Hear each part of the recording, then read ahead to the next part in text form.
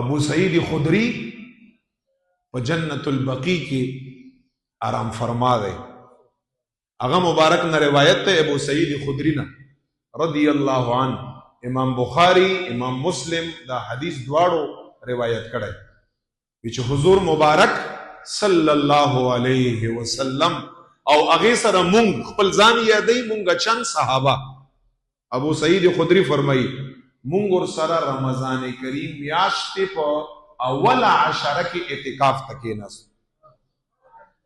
اول عشره کې کله چې لس ورځې تیرې شوې حضور مبارک خیمې نه سر رویست لس ورځې مونږ صحابو ته ووی او څه وفرمایل وی چې اے صحابو چې د کوم شي لټون د پاره ناستو ما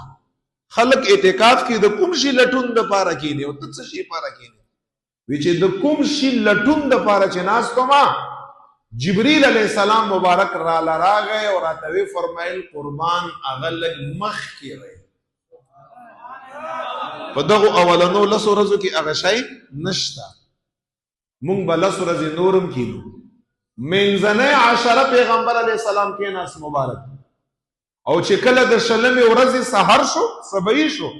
ابو سعید خدری فرمای حضور مبارک خپل خیمې نه سر رویست او مونږ صحابو ته یو فرمایل اے صحابو جبریل علیہ السلام مبارک مال راغلو راتوی فرمایل چې قربان ته د کوم شي لټون د پاره ناشته او ته کوم شی ګوري هغه شی په دې عشره کې نشته هغه لږ مخ کې رہی حضور مبارک یو لش په نورم کېنا شل ورځې شوي حضور مبارک په شلم سبعی باندې صحابو ته وی چې کوم کوم کسان ما سره شل ورځې ناشتي نو که تابعیان وی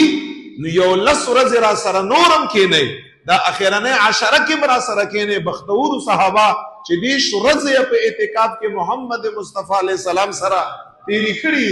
څوک باندې کېنی حضور مبارک سره هغه صحابه کرام ور سره مخکې لس ورځې نورم کېناسته او چې بیا راته وفرمایل چې د کوم شي لټون د پاره ناستم چې ماته د هغې فضیلت حاصل شي هغه د لیلة القدر شپه او هغه لیلة القدر شپه جبریل علیه السلام راغله او راته وی فرمایل قربان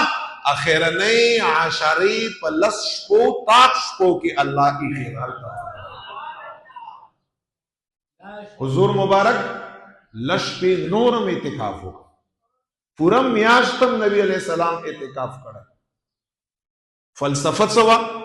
دی حدیث نه خدا پته ولګېده چې فلسفه پکې دا وه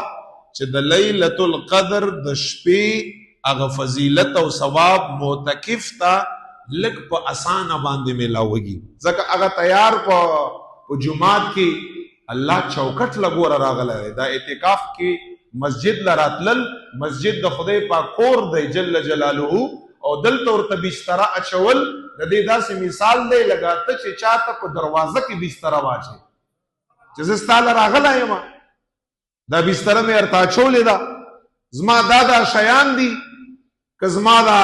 مطالبات پوره کې او ما له دا شیان راکې زه خو درته لس ورځې دلته پروت یم نو دا خدای پاک ته په کور کې د الله په چوکټ باندې بستره اچول دي. او فلسفه پکې سره فلسفه پکې دا ده چې لیلة القدر د شپې فضیلت ارته په دغه لس شپو کې د الله له طرف نه ملو شي. هغه لیلة القدر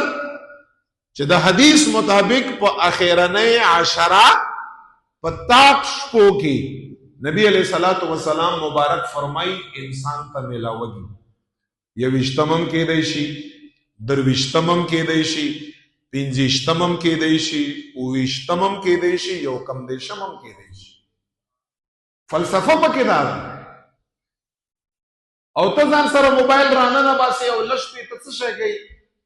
خلکو سره د قصې قطارې د اعتکاف نه شروع کړي په نورو مرداریو کې اخته دا کارونه ده چې کول دې کارونو لپاره ته مسجد له راغلی دا کور کې وکړه نو که دا کارونه کوئ هسې جوماتونه مه ډکوئ ځکه رحمت نه بس شی جوړ شي رحمت نه زحمت جوړوي الله تعالی د رضا کولو نه الله زموږ دا چې نه چې لږ پې وځئ خدای پاک جل جلاله نعوذ بالله نورم درنه ناراضه شوی او ډیره بده خبره ده